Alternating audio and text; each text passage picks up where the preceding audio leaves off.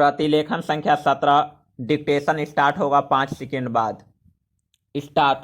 उपाध्यक्ष महोदय, मैं समझता हूं कि अब तक इस वैदेशिक नीति पर न केवल इस ओर के सदस्यों ने ही बल्कि दूसरी ओर के सदस्यों ने भी प्रधानमंत्री जी को धन्यवाद दिया है। इसलिए मैं अपनी तरफ से धन्यवाद देकर उनका बोझ बढ़ाना नहीं चाहता। Paragraph change.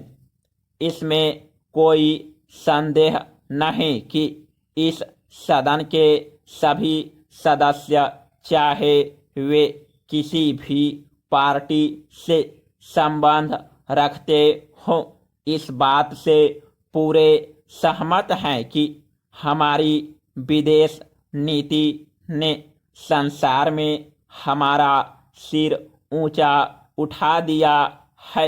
हमें पंचशील के सिद्धांत को सरकार के सामने रखा है। यदि हम उसके आधारभूत सिद्धांत पर दृष्टिपात करें तो हमको पता चलता है कि हमने संसार में एक जो सबसे बड़ा काम किया है वह यह है कि हमने तनाव को कम करने का प्रयत्न किया है। Paragraph change. जिस समय हमने नई नई स्वतंत्रता प्राप्त की तो हमारे सामने बहुत से प्रश्न थे।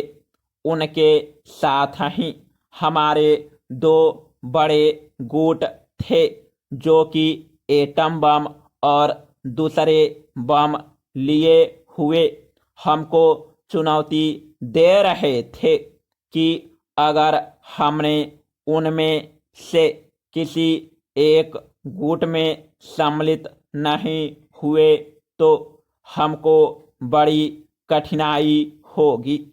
उस समय भी हमारे प्रधानमंत्री ने हमारे देश की वैदेशिक नीति को इसी स्तर पर रखा जिसके कारण आज हम संसार में अपना सिर ऊंचा उठा सकते हैं। हमने जो संसार के सामने पंचशील के सिद्धांत को रखा उसका सबसे बड़ा फल यह हुआ कि एक सम्मेलन हुआ जिसकी ओर मैं आपका ध्यान दिलाना चाहता हूँ।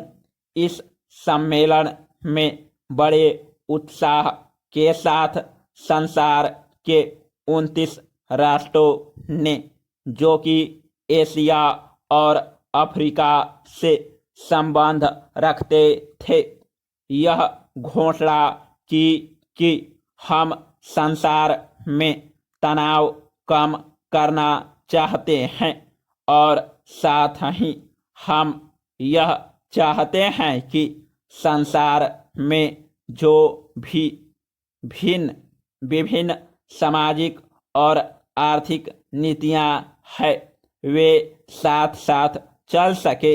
हमारी वैदेशिक नीति में जो सबसे महत्वपूर्ण चीज है वह है सह अस्तित्व की भावना।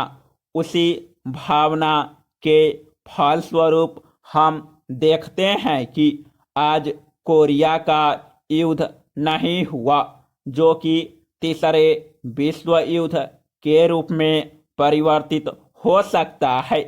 हमारी इस नीति के कारण हमारे अमेरिकी मित्र हमसे कुछ अप्रसन्न भी हो गए, लेकिन यदि हम ऐसा न करते तो आज संसार को तीसरा युद्ध देखना पड़ता।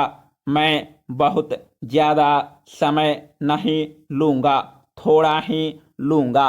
समाप्त।